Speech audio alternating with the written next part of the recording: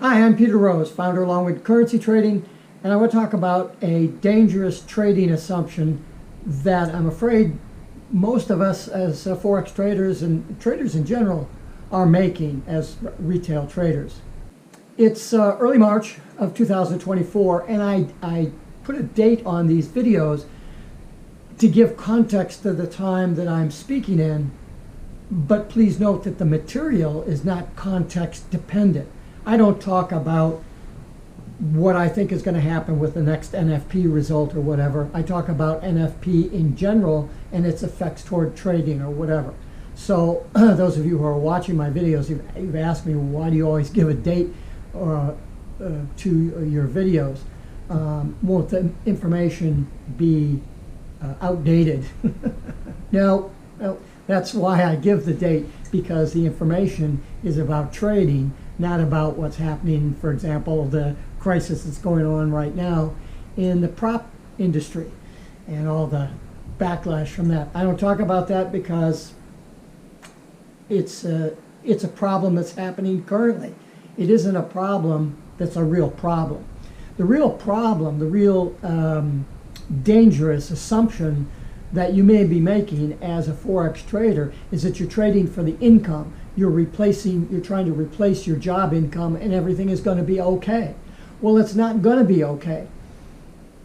Let's just look at the scenario that happens when you have your job and that's all you do and you don't trade. Where are you in 30 years? If you're working a normal job in today's economy anyway, if you're making $40,000 a year, you can do that, but life is not going to be very easy for you. Take whatever number that is in 2024, and when you're in 2034, make it 80,000 or whatever the fact is. Right now, minimum wages in most places, $15 an hour. If you work full-time, minimum wage, that's $30,000 a year. That's $15 an hour you're making as a clerk at in the grocery store, or sitting in the window of Dunkin' Donuts or something like that for $13 to $15 an hour. If you're a software engineer, you're six figures. Those are all relative to the cost of a loaf of bread or heating oil or a cordwood that I buy for my wood stove or whatever. All those things are relative. You know, I can say, oh, I bought my first piece of real estate for $35,000. Well, yeah, but that was 45 years ago. You know, I sold that piece of property for $600,000. Well, $600,000 is a lot of money today, and it came from a small amount of money then. That's the difference between wealth and income. I would not have made that $600,000 through my job. I might have made $600,000 through my job, but I would have spent that as living expense. We're all going to make a lot of money in our lives. Even the person who's making right now $15 an hour, and you take $15 an hour and extrapolate that out as a minimum wage over the next 25 years, and that $15 an hour may turn into $35 an hour. I don't know what that's going to be, but all things being equal, if you're taking your money and throwing it into a 401k, you're going to grab maybe an average of 7% a year in average returns. Some people are going to say 8 or whatever. I don't, that's just somebody trying to sell you something. What has happened over the last 40 years, not what's happened over the last 10. There are investments, distributed investments, that are going to average out 7%. The S&P is 7%. Real estate appreciates, your house appreciates at 8%. If you have income property, that could be anything. When you have income cash over cash appreciation, your return rate could be 20% a year, 25% a year, as opposed to the 8% of a commodity increase. 5% commodities have increased in value about 5% in the last 100 years. So we look at things and we say, oh, well, we're investing in the S&P 500 in our 401k, and so that's going to give us 7% a year. Well, that's great. You start out in your investing career and you're building that 401k up, and it's 8 or 10%, and then all of a sudden the market crashes, things go down, the S&P returns now 3% for the next 5 years. So you've lost all the money that you put in, and now or 60% of it, and now you're compounding the remaining balance at 4% for several years. What is the cumulative effect of that going to be to you 30 years later? Is it going to be a figure of 7% on your increasing balance compounded over that 30-year period of time? No, it's not. That's the misnomer of advice that's being provided. And yet at the same time, don't try to time the stock market. Don't try to, and you can't. What's this got to do with Forex trading? It's because you're replacing a job income with a job. You're not considering the larger picture of things, which is the wealth building aspect.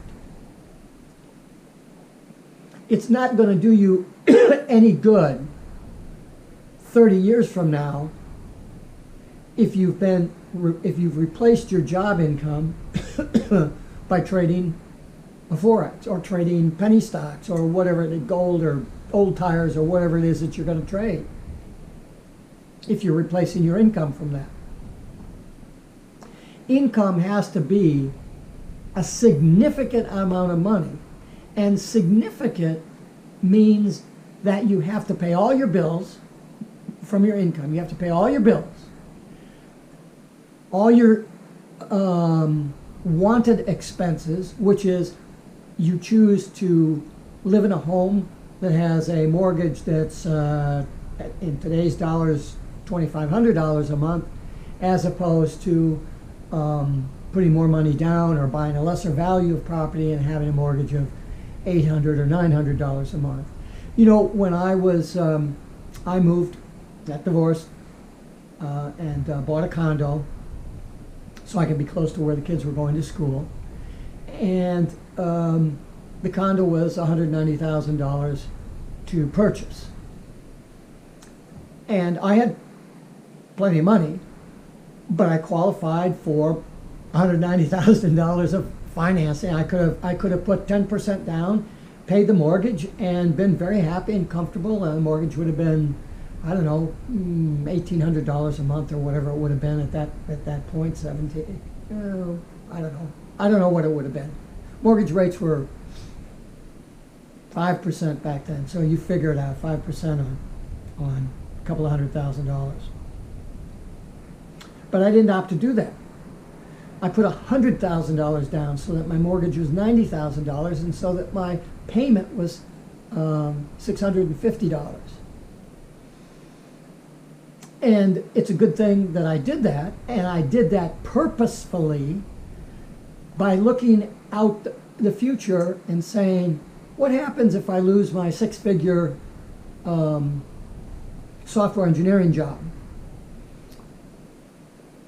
And I have to rely on paying for all of the things that I have. An $1,800 mortgage, a $400 a month real estate tax bill, a $300 a month condo fee. That's a lot of money right there. Let's see, 28 and 3, you're at 3. Yeah, you're $45,000 or something by the time you get done with what you got to pay. Now, I eliminated that problem. My mortgage payment was $600, and I had another $600 in condo fees and real estate taxes. So I'm $1,200 into my core living. You couldn't rent an apartment for $1,200 where I lived. So I was mitigating the future by putting that $100,000 down. When I went to sell that property, we had just come out of a major flatline of property values in the area where I was living, and condo prices had dropped 35%. Yeah. So at the depth of it, my then $250,000 valued condo, somebody came by and said, well, if you needed to sell today, you'd get $150,000 for it. That's $100,000 less for that condo. And in fact, that condo would have been if I would have mortgaged that full amount, that condo would have been underwater. The bank would have called me and said, Peter, I'm sorry, but your loan to value ratio is off and you owe us $30,000 in order to bring the value of that up to where your mortgage is. Yoza. That would have been a sad hit to take. You're out of a job and you haven't had enough savings or whatever because you've been living over your means, and now you got to come up with $30,000 or they're going to call your mortgage note. This is what happens if you don't understand the business of life. I'm a Forex trader and my channel is FOREX Trading. Yeah, that's great, but why? Why do I think Forex is the greatest vehicle available to us to trade? It's not because of the income. It's not because you can trade your job income for another fucking job income. It's because it has a wealth building capability to it if you do it right. And in order to have that motivation, in order to do it right, you have to understand the larger picture of money in your life. What's going to happen 30 years from now? I know you're 25 years old and you think you're going to live forever and magically you're going to make millions of dollars like all these fools that you see on videos driving their Lambos and stuff. Most of them, the Lambos are rented. In the first place, they're lying to you. And second of all, 90% of those guys have been trading at 200 and even 500 to 1 leverage. And now, and they've been doing it through prop firms. And now all of a sudden, the rules change and the prop firms can't offer 200 to 500 leverage to U.S. citizens. And that's going to create a shitstorm. Well, what's going to happen is that all of those people that are banned from that, U.S. are now going to move over or finagle some way to be exposed to that kind of leverage in other countries that still allow that. And what will happen is that the problems that are inherent with prop firms as a whole, they will change the rules in a lot of those countries and say, oh, well, we're not going to allow 500 or 200 to 1 leverage because everybody's going broke in these firms, and we have to have a fiduciary responsibility at regulating prop firms and brokerages and all this other these other places. It isn't just the prop firms; it's the brokerages. And there are a lot of brokerages right now that can't offer services to U.S. clients because of that. What happens when all of the other countries wake up and say, you know, it's probably a better idea to take on what some of the advanced countries are doing and limiting the leverage to 50 to 1 and sometimes 20 to 1. I personally have been trading at 10 to 1 leverage forever. So I'm not encumbered by any of that. And I still make a lot of money. But that's okay. You have to be aware that they can change those rules. You have to plan your life out to 30 years such that the rules don't matter. And that's why I emphasize in all my Forex trading videos that you learn how to trade and not trade based on 200 to 1 leverage or non-FIFO accounting rule trading, or based on the fact that You don't have to pay taxes because you live in frickin' Dubai. Well, guess what? Dubai just came out with a 9% tax. Now what are you going to do? Oh, well, 9%, that's not bad. Of course it's not bad. But as they begin to run out of oil, what do you think they're going to do to replace their income and structure for the country? They're going to have to raise taxes. You cannot base your 30-year out financial security on the rules as you see them and think of them today. The most dangerous Forex trading assumption that you're making is that your life will be great when you can replace your job income by trading Forex. Because what will happen is that you will replace your job income by trading Forex.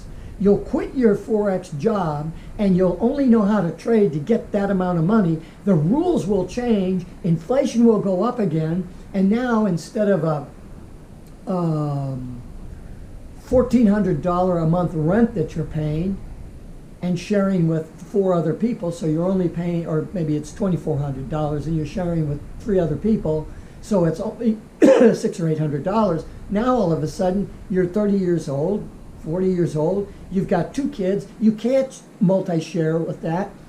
Your parents maybe have passed on, you're not going to be able to move in with them. Now what are you going to do with your job replacement income and the fact that inflation has gone up? Now what are you going to do? How are you going to increase your income through your trading? Because you don't understand how to trade, you're going to take more risks because you don't understand the underlying financial backing or background of the Forex market, because you've been listening to somebody's signal service, or you've been taking somebody's advice that's trading at 500 to 1, or you've been looking at taking somebody's advice that's trading a 6-7 figure account, and they're teaching you stuff that you should only be doing if you're trading a 6 or 7 figure account. I trade a 6-figure account, but I'm not giving you advice to trade based on what I'm doing. And I make that very clear in my videos. Oh, I made $2,500 today, but that's because I did this. Well, why don't I teach that? It's because you don't have the money to do that. And it's unsafe for you to do that even with the small amount of money that you have, and you could do it because it doesn't build the wealth earning capabilities that Forex could provide for you if you had somebody to tell you what those were. I'm telling you that you need to take into consideration that you may be incorrect in assuming that life is going to be okay once you have your job income replaced through your Forex trading. My advice to you, unsolicited and invalid as anything in financial planning could do, it's only my opinion, it's for educational purposes only, is that you don't quit your job and that you trade Forex to double your job income and still work your job. And there are reasons for that. If you'd like to know about it, send me an email. Maybe we can chat. Maybe you'd like to get involved in some of the coursework that I have or some of the consulting. Because regardless of the thousands and thousands of dollars you may pay me, I'm going to put you on a course toward wealth and not just replacing your fucking job income. Because that isn't the solution for you 30 years from now. I'm 74 years old. I have a different view of it than you do. And if you think, oh, you're so old and dotty that you don't know what the fuck you're doing, that's fine. Don't watch my channel. But for those of you that can see through the cloud and say, what I'm doing today directly impacts what I'm going to be able to do tomorrow, that's called compounding. But if you're compounding now in the wrong way, you're not going to be successful. And that comes from somebody, me, that has a bachelor's degree in physics, almost a minor in math, 40 years of real estate investment that enabled me to retire a millionaire, whereas if I wouldn't have had that real estate background, I would have made millions of dollars in income, but because of taxes and all the rest of the stuff, I wouldn't have had all that money at the end. You've got to have all that money at the end. If you're only allowed, today you're only allowed to put, I think, $17,000, $18,000 into a 401k. So you put your money in, your 15% of your money, and your company matches you 3%, and that may change. Maybe you're going to be a freelancer and you're not going to have a 401k. Maybe you got to go to an ESOP. You want to pay all the structural components of creating that for you, so that you can stuff your salary into that. When from your freelancing, you're only making what you were making in your previous job, or possibly less, but you're your own boss. There's some advantages to that, but look out 30 years and what's the result? What are you going to do to resolve the problems of 30 years from now? Quit fucking thinking about paying for your fucking light bill today. That's minor in comparison to the problems you're going to face when you're 60 years old and the job discrimination says, get out of here.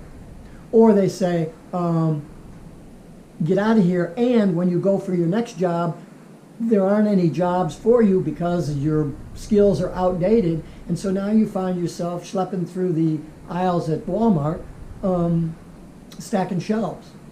Nothing wrong with that, but if your living expenses are based on, in today's dollars, in 2024, if you're making $40,000, $50,000 a year, your expenses are based on getting by on that, and now all of a sudden, you drop from, let's say, a $40 an hour position, which is $80,000 a year, to a $20 an hour rate.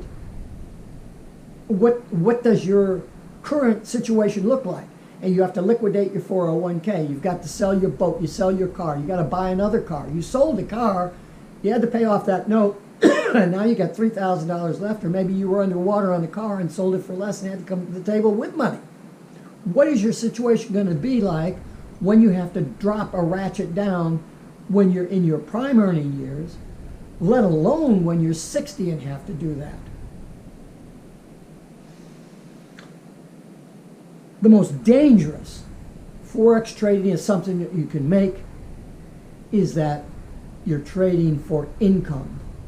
You need somebody to counsel you and to mentor you on how you integrate that thought process into the wealth building process.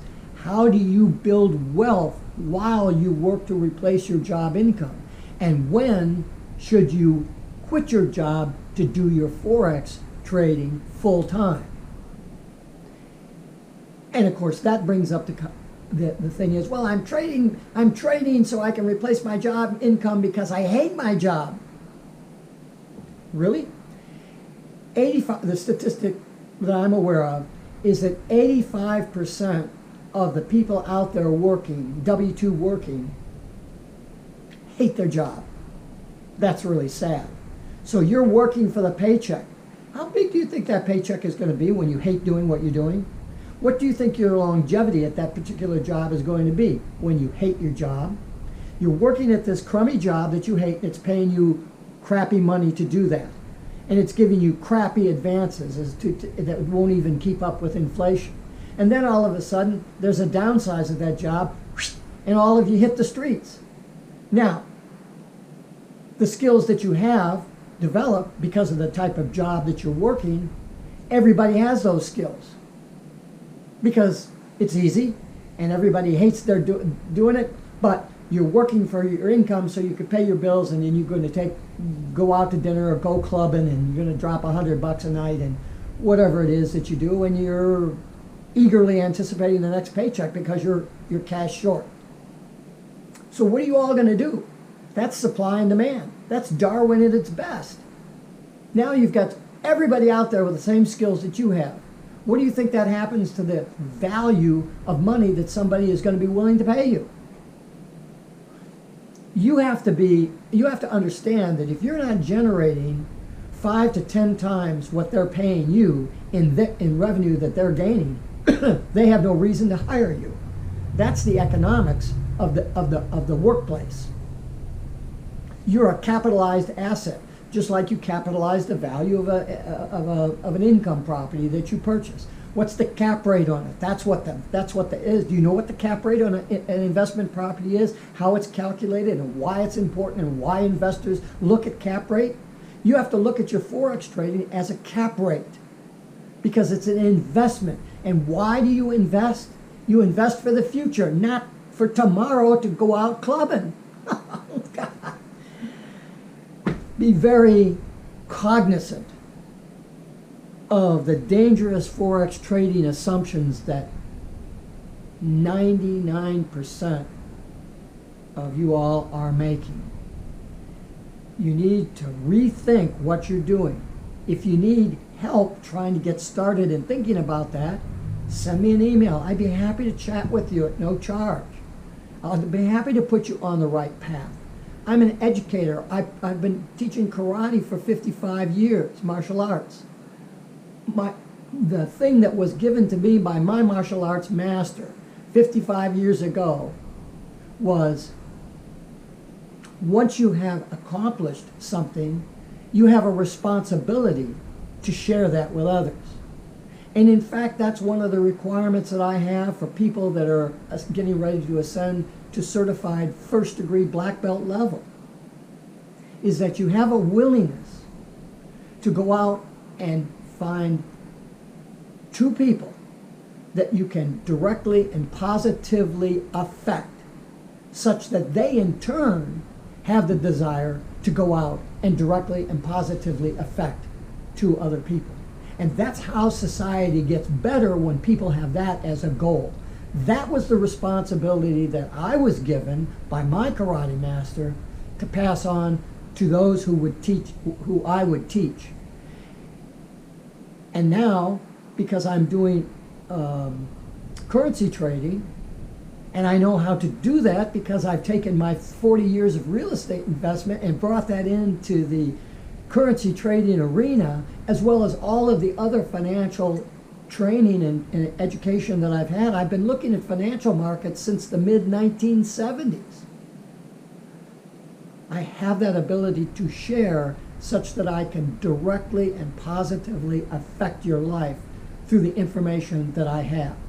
I'm very demanding, I'm very expensive, but I get it done, but only with people who want to put away these dangerous assumptions and build a plan that makes sense from a financial standpoint, so that we can cap rate you and say, yeah, you are worth having in this side of the planet as a breathing species instead of under the ground or growing up as a cucumber. That you have mastered your art, not only to the extent that you're successful, but you have a willingness to help somebody else get there as well. That would be the mandate that I would ask of you as a student or follower of mine. And I hope I've brought that out through the channel as I've developed these videos. At this point, I've got 390 videos that I've put out, all of value to more than just Forex trading. Peter Rose, Longwood Currency Trading. Have a great day and have a great trading day.